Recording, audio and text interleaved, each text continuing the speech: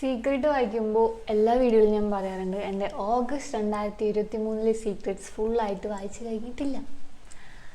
അപ്പോൾ നിങ്ങളുടെ സീക്രട്ട് വായിച്ചില്ല എന്ന് പറഞ്ഞാൽ നിങ്ങൾ വിഷമിക്കരുത്, കാരണം ഞാൻ അങ്ങോട്ട് എത്തുന്നതേ ഉള്ളൂ. പക്ഷെ ഞാൻ ഓഗസ്റ്റിൽ മാത്രമല്ല ഇത്ര നാൾ വായിച്ചുകൊണ്ടിരുന്നത്. ഞാൻ ഓഗസ്റ്റിൽ വായിക്കും, അതിൻ്റെ മിഡിലിൽ വന്നത് വായിക്കും, റീസെൻ്റായി വന്നത് വായിക്കും. അപ്പോൾ ഇന്ന് ഞാൻ അതാണ് ചെയ്യാൻ പോകുന്നത്, ഓഗസ്റ്റിലെ അതിൻ്റെ മിഡിലിൽ പിന്നെ ഈ അടുത്ത് വന്നത്. ഹലോ ചേച്ചി, ഹലോ. എൻ്റെ ഈ സീക്രട്ട് ഷെയർ ചെയ്യാൻ വേണ്ടി മാത്രം ഉണ്ടാക്കിയ ഇമെയിലാണിത്. ഇത് നടക്കുന്നത് ഒരു വെക്കേഷൻ ടൈമിലാണ്. വെക്കേഷൻ എല്ലാവരും ഒപ്പം കൂടി കളിക്കുമായിരുന്നു. ഗോസ്റ്റിൻ്റെ കാര്യമായിരുന്നു മെയിൻ. ഒരാൾ ഗോസ്റ്റായി വന്നിട്ട് ഒളിച്ചിരിക്കുന്നവരെ പേടിപ്പിച്ച് ബ്ലഡ് കുടിക്കുന്ന പോലെയായിരുന്നു ഗെയിം. വൺ ഡേ ഞാൻ കളിക്കാൻ പോയപ്പോൾ അധികം ആരുമില്ല. 4 ഫ്രണ്ട്സ് മാത്രമാണ് ആകെ ഉണ്ടായിരുന്നത്. ഒരു ബോയും 3 ഗേൾസുമായിരുന്നു. ഞങ്ങളിൽ ഏറ്റവും മൂത്തത് ഞാനായിരുന്നു. ഞങ്ങളുടെ കൂടെയുള്ള ബോയ് കളിക്കാൻ വരുന്നില്ല എന്ന് ഒരുപാട് പറഞ്ഞു. ബട്ട് ഞങ്ങൾ നിർബന്ധിച്ച് അവനെയും കൂട്ടി. ഞാനായിരുന്നു കൂടുതൽ നിർബന്ധം പിടിച്ചത്, കാരണം എനിക്ക് പ്രേതത്തിൻ്റെ കളി കളിക്കാൻ ഒരുപാട് ഇഷ്ടമായിരുന്നു. ഞങ്ങളിൽ ഒരാളുടെ വീട്ടിലായിരുന്നു കളിക്കുക. അങ്ങനെ ഞങ്ങൾ ഗെയിം സ്റ്റാർട്ട് ചെയ്തു. അവൻ ഗോസ്റ്റായി വരാമെന്ന് പറഞ്ഞു. ഞങ്ങളെല്ലാവരും ലൈറ്റ്സ് ഒക്കെ ഓഫ് ചെയ്ത് റൂമിൽ പുതച്ച് മൂടി കിടന്നു. വീട്ടിലെല്ലാവരും ജോബിന് പോകുന്നതുകൊണ്ട് ഞങ്ങൾ മാത്രമേ വീട്ടിലുണ്ടായിരുന്നുള്ളൂ. അങ്ങനെ അവൻ ഗോസ്റ്റായി വന്നിട്ട് ബെഡിൽ കയറി ഞങ്ങളെ പേടിപ്പിക്കാനും ബ്ലഡ് കുടിക്കാനും തുടങ്ങി. But I feel something different. കളിക്കുന്നതിൻ്റെ ഇടയിൽ അവൻ്റെ കൈ എൻ്റെ പാവാട ഉള്ളിലൂടെ എൻ്റെ ബാക്കിൽ പിടിച്ചതായി എനിക്ക് മനസ്സിലായി. കളിക്കുമ്പോൾ പറ്റിയതാവുമെന്ന് വിചാരിച്ചു. ബട്ട് എനിക്ക് മനസ്സിലായി അങ്ങനെയല്ല എന്ന്. കാരണം അവൻ വീണ്ടും അത് ആവർത്തിച്ചു. എൻ്റെ പ്രൈവറ്റ് പാർട്ടിൽ അവൻ കൈവച്ചു. എന്തുകൊണ്ടും എനിക്ക് അതിന് പ്രതികരിക്കാൻ പറ്റിയില്ല. കുറച്ചു നേരം അവൻ അത് തന്നെ ആവർത്തിച്ചു. അത് കഴിഞ്ഞ് കളി നിർത്തി. കുറേ കഴിഞ്ഞ് എല്ലാവരും വീട്ടിലേക്ക് പോയി. ഞാനും പോയി. ബട്ട് എൻ്റെ മനസ്സിൽ ഈ ഒരു കാര്യം കിടക്കുന്നുണ്ടായിരുന്നു. ഇന്ന് വരെ ഞാൻ ആരോടും ഈ കാര്യം പറഞ്ഞിട്ടില്ല. ഇപ്പോൾ ഈ കാര്യം ചേച്ചിയുടെ അടുത്ത് ഷെയർ ചെയ്തപ്പോൾ എനിക്ക് നല്ല ആശ്വാസമുണ്ട്. അവനെ ഞാൻ ഇപ്പോഴും കാണാറുണ്ട്. ബട്ട് മറ്റൊരു തരത്തിലുള്ള നോട്ടം അവൻ്റെ ഭാഗത്ത് നിന്ന് എനിക്ക് ഇതുവരെ അനുഭവപ്പെട്ടിട്ടുമില്ല. I am totally confused. അന്ന് അവൻ ചെയ്തത് അറിയാതെയാണോ അറിഞ്ഞിട്ടാണോ എന്ന്. താങ്ക് യു ചേച്ചി, ഇങ്ങനെ ഒരു സീരീസ് സ്റ്റാർട്ട് ചെയ്തതിന്. അതുകൊണ്ട് എനിക്ക് ഇത് ഇവിടെ പറയാൻ പറ്റി. ഇപ്പോൾ എനിക്ക് 19 വയസ്സായി. അതോർത്ത് റിഗ്രറ്റ് അടിക്കുന്ന ഒന്നുമില്ല. എങ്കിലും എൻ്റെ മനസ്സിൽ അത് കിടക്കുന്നുകൊണ്ട് പറഞ്ഞതാ. താങ്ക് യു സോ മച്ച് ചേച്ചി. അടുത്ത സീക്രട്ട്. ഹായ് വാ, ഞാൻ 2ാം ക്ലാസ്സിൽ പഠിക്കുമ്പോൾ എൻ്റെ ബ്രദർ എന്നെ അബ്യൂസ് ചെയ്തു. ബട്ട് ആ സമയത്ത് എനിക്ക് ഇതിനെക്കുറിച്ച് അറിയില്ലായിരുന്നു. ബട്ട് എൻ്റെ ബ്രദറിനും അതുപോലെ അറിയില്ലായിരിക്കുമെന്ന് ഞാൻ വിശ്വസിക്കുന്നു. ബിക്കോസ് ആ ടൈമിൽ എൻ്റെ ബ്രദർ അവനൊരു 5ാം ക്ലാസ്സിലായിരുന്നു. പക്ഷേ ഇടയ്ക്ക് എനിക്ക് കുറ്റബോധം തോന്നും. But I love my brother. ഈ കാര്യം എൻ്റെ ബെസ്റ്റ് ഫ്രണ്ട് മാത്രമാണ് അറിയൂ. അതുപോലെ തന്നെ വേറൊരു സീക്രട്ട് ഉണ്ട്. ഞാൻ 10th പഠിക്കുമ്പോൾ ഞാൻ റിയലൈസ് ചെയ്തു ഐ എം എ ലെസ്ബിയൻ.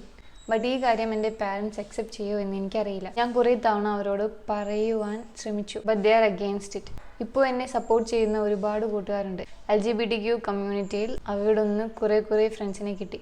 എനിക്ക് റിലേഷൻഷിപ്പ് ഉണ്ടായിരുന്നു ഒരു ഗേളായിട്ട്. ബട്ട് അത് ബ്രേക്കപ്പായി. വിഷമമൊന്നുമില്ല. Now I M a tomboy. പക്ഷേ ഇപ്പോൾ കുറേ പേര് എന്നെ ഉപദേശിക്കുന്നുണ്ട്. ഈവൻ മൈ പാരൻസ്, എന്തിനായി മുടി മുറിച്ച് ആമ്പിള്ളേരുടെ ഡ്രസ്സ് ഇടുന്നതെന്നൊക്കെ. പിന്നെ എന്നെ കൗൺസിലിങ്ങിന് കൊണ്ടുപോയി.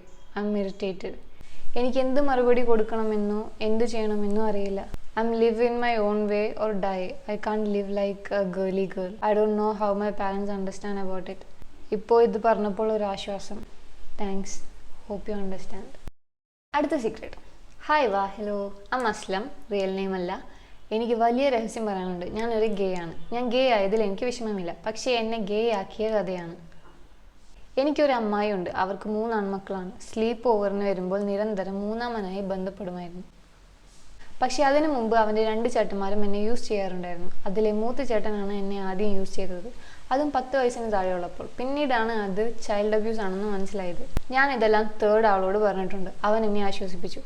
അവനെ എനിക്ക് നല്ല ഇഷ്ടമായിരുന്നു. പക്ഷേ 2 മാസം മുമ്പ് അവൻ്റെ കല്യാണം കഴിഞ്ഞു. അവനും എന്നെ തേച്ചു. പക്ഷേ അവൻ കല്യാണം കഴിക്കുമെന്ന് അവൻ പണ്ടേ പറഞ്ഞിട്ടുണ്ട്. പക്ഷേ കല്യാണം കഴിഞ്ഞാൽ രഹസ്യമായി സെക്സ് ചെയ്യാമെന്നൊക്കെ അവൻ പറഞ്ഞിരുന്നു. അപ്പോഴാണ് അവനും എന്നെ യൂസ് ആൻഡ് ത്രോ ചെയ്യുകയാണെന്ന് മനസ്സിലായത്. അവൻ ഇപ്പോൾ ഒരു മെസ്സേജ് പോലുമില്ല. അങ്ങനെ മൊത്തത്തിൽ 3 പേരും തേച്ചു. എനിക്കൊരു പെണ്ണിനെ ചതിക്കാൻ പറ്റില്ല. അതുകൊണ്ട് മാരേജ് ഞാൻ വേണ്ടെന്ന് വെച്ചു. ഇപ്പോൾ കാനഡയിലേക്ക് പോകാൻ തയ്യാറെടുക്കുന്നു. I wish I could find my soulmate there. അങ്ങനെയാണെങ്കിൽ വീട്ടിലും പറയണ്ട. പിന്നെ ഈ ജന്മം ഇങ്ങനെയൊക്കെ പോട്ടെ. അടുത്ത ജന്മത്തിൽ നല്ല കസിൻസിനെ കിട്ടട്ടെ. Thank you for reading this. അടുത്ത സീക്രട്ട്. ഹായ്, എനിക്ക് പറയാനുള്ള സീക്രട്ട് കുറച്ച് വിയേർഡാണ്. ഞാനൊരു പയ്യനെ സോഷ്യൽ മീഡിയ വഴി പരിചയപ്പെട്ടു. കൊറോണ ടൈം ആയതുകൊണ്ട് ആരോടെങ്കിലും സംസാരിക്കാമല്ലോ എന്നോർത്തു. ആ ഫ്രണ്ട് എന്നോട് എൻ്റെ ഫോട്ടോ ചോദിച്ചു. ഞാൻ ജസ്റ്റ് സംസാരിക്കല്ലേ എന്ന് വിചാരിച്ച് എൻ്റെ കസിൻ്റെ ഫോട്ടോ അയച്ചു കൊടുത്തു. എൻ്റെ ക്യാമറ പൊട്ടി ബ്ലാക്ക് ആയി പോയതിനാൽ ഇതുവരെ വീഡിയോ കോൾ ചെയ്തിട്ടും ഇല്ല. അങ്ങനെ ഞങ്ങൾ സംസാരിച്ച് ദിവസം കൂടുന്തോറും പരസ്പരം ഇഷ്ടപ്പെടാൻ തുടങ്ങി ഡീപ്ലി. അവൻ എൻ്റെ പ്രണയം എന്നോട് പറഞ്ഞു. എനിക്കതിൽ താല്പര്യമായിരുന്നു. അങ്ങനെ ഞങ്ങൾ പ്രണയിക്കുന്നു. ഇപ്പോൾ 3 ഇയേഴ്സ് കഴിയാറായി. അവൻ എപ്പോഴും പറയും തമ്മിൽ കാണണമെന്ന്. ബട്ട് എന്ത് ചെയ്യും, ഞാനത് പറഞ്ഞ് ഇടയ്ക്ക് അടി വയ്ക്കാറുണ്ട്. ഞാൻ എന്തൊക്കെയോ പറഞ്ഞ് രക്ഷപ്പെടും. എനിക്ക് അവനെ ഒരുപാട് ഇഷ്ടമാണ്. പക്ഷേ എനിക്ക് ഒരിക്കലും അവനെ കിട്ടാനും പോണില്ല. ബിക്കോസ് അവന് ഞാൻ എൻ്റെ ചേച്ചിയുടെ ഫോട്ടോ അല്ലേ കാണിച്ചേ. എന്ത് ചെയ്യണമെന്ന് എനിക്കറിയില്ല. മേ ബി ഇതൊക്കെ അവനോട് തുറന്നു പറഞ്ഞാൽ അവൻ്റെ റിയാക്ഷൻ ഓർത്ത് എനിക്ക് നല്ല പേടിയുണ്ട്. എനിക്ക് ഞാനൊരു കള്ളിയാണെന്ന് തോന്നാറുണ്ട്. ഞാൻ എന്തൊരു ബാഡാണെന്ന് തോന്നാറുണ്ട്. ആലോചിച്ചെന്ന് സങ്കടമാവും. ഞാൻ എന്താ ചെയ്യണ്ടേ ഇനി എനിക്ക് അറിയില്ല. Please answer me. സത്യം പറയുക. If you wants to break up. If you wants to continue the relationship, continue.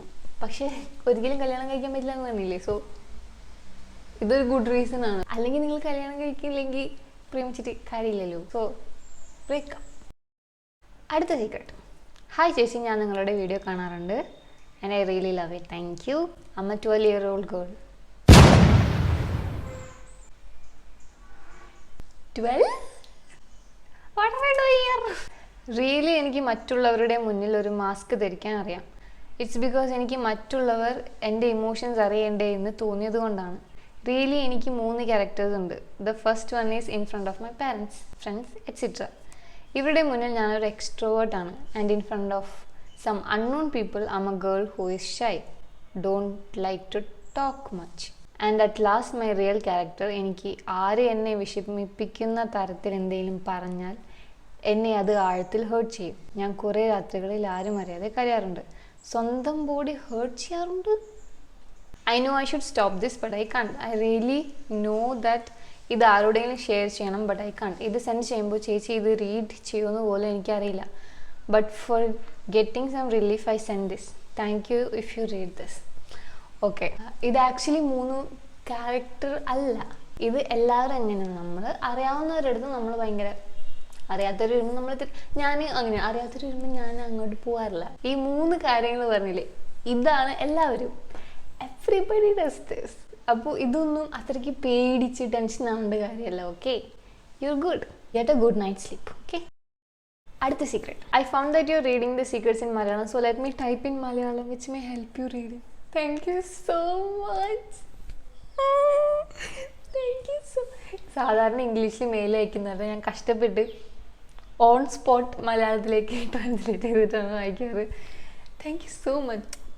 Thank you. ഞാൻ പരമാവധി ചുരുക്കി പറയാൻ ശ്രമിക്കാം. എൻ്റെ അച്ഛൻ ഗവൺമെൻറ് ജോബാണ്. അതുകൊണ്ട് പലപ്പോഴും ട്രാൻസ്ഫർ വരാറുണ്ട്. ഞാൻ 3rd-ഉം 4th-ഉം മാംഗ്ലൂരാണ് പഠിച്ചത്. പിന്നെ 4 വർഷം മുമ്പ് കണ്ണൂർ ട്രാൻസ്ഫർ കിട്ടിപ്പോയി. മാംഗ്ലൂരിലെ എൻ്റെ ഫ്രണ്ട്സിനോട് ഞാൻ അവിടെ വിട്ടു പോയിട്ടും കോൺടാക്റ്റ് ഉണ്ടായിരുന്നു. അവരോട് ഫ്രണ്ട്ഷിപ്പ് കൂടുന്നതിന് മുമ്പും ഒക്കെ ഞാൻ ഒരു എക്സാക്ട് ഇൻട്രോവേർട്ട് ആയിരുന്നു. അവർ കാരണം ഞാൻ ഏകദേശം ഒരു 60% എക്സ്ട്രോവേർട്ടായി. പിന്നെ കണ്ണൂരിലെ ഫ്രണ്ട്സ് കാരണം അത് 90 ആയി കൂടി. അപ്പോഴാണ് ഒരുത്തിയെ ഞാൻ പരിചയപ്പെട്ടത്. അവൾ ഞാൻ മാംഗ്ലൂരിൽ പോയി കഴിഞ്ഞ് വന്ന ഒരു കുട്ടിയായിരുന്നു. അവൾ മലയാളിയാണ്. ആദ്യം എനിക്കൊന്നും സ്പെഷ്യലായിട്ടൊന്നും തോന്നിയില്ല. പിന്നെ ഞാൻ 8th-ലായപ്പോൾ അവൾ മെല്ലെ മെല്ലെ സംസാരിക്കാനൊക്കെ തുടങ്ങി. ഒരു ദിവസം ചുമ്മാ സംസാരിച്ച് കുറേ മാസങ്ങളായി നീണ്ടു നിന്നു. എനിക്കിതുവരെ കിട്ടാതെ പോയ ഞാൻ സ്വപ്നം കണ്ട ഒരു ആത്മസുഹൃത്തിനെ കിട്ടിയതുപോലെ തോന്നി. And as I said first, എൻ്റെ അച്ഛൻ ട്രാൻസ്ഫർ കിട്ടാറുണ്ട്. പക്ഷേ അച്ഛൻ ഇതിനു മുമ്പ് മിലിറ്ററിയിലായിരുന്നു. അച്ഛൻ സൗത്ത് സെക്ടർ ഒഴികെ ബാക്കിയുള്ള എല്ലാവിടെയും വർക്ക് ചെയ്തിട്ടുണ്ട്. അതുകൊണ്ട് അച്ഛൻ ട്രാൻസ്ഫർ പോകാനുള്ള പ്ലേസ് ചോയ്സ് ആയിരുന്നു. ഞാൻ പഠിത്തത്തിൽ നല്ലതും കരിക്കുലർ ആക്ടിവിറ്റീസിലൊക്കെ ആക്റ്റീവായിരുന്നു. അതുകൊണ്ട് കണ്ണൂരിലെ സ്കൂൾ ഫുൾ പോപ്പുലർ ആയിരുന്നു. സീനിയേഴ്സും ജൂനിയേഴ്സും ടീച്ചേഴ്സും എന്തിന് സ്റ്റാഫ്സിനും വൃത്തിയാക്കാൻ വരുന്ന ചേച്ചിമാർക്ക് പോലും എന്നെ അറിയാമായിരുന്നു.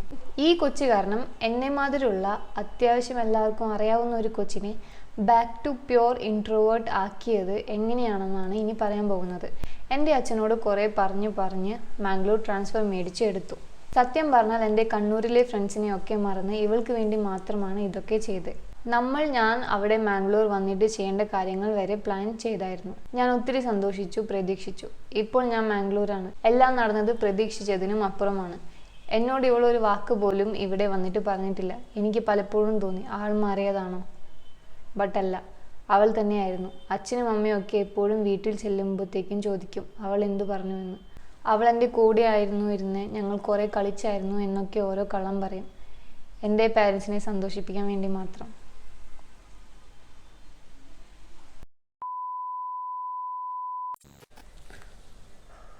ആദ്യത്തെ സീക്രട്ട്.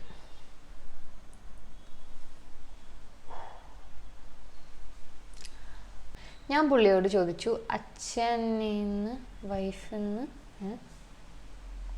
ഞാൻ പുള്ളിയോട് ചോദിച്ചു അച്ചാച്ചനെന്ന് വൈഫ് ആൻഡ് ചിൽഡ്രൻ ഉള്ളതല്ലേ എന്ന്.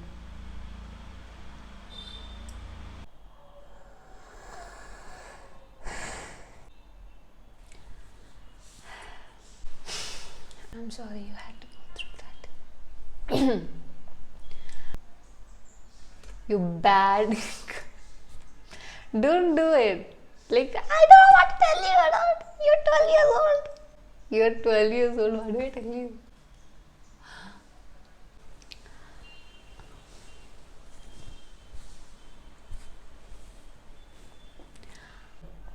മൈക്ക് കേൾക്കാലോ അല്ലേ? അതൊരു വളരെ വൃത്തിയായിട്ട ഫീലിംഗ് ആയിരിക്കുമെന്ന് എനിക്കറിയാം. പക്ഷേ what do I tell you? I hope you're doing good. I hope you will live your best life.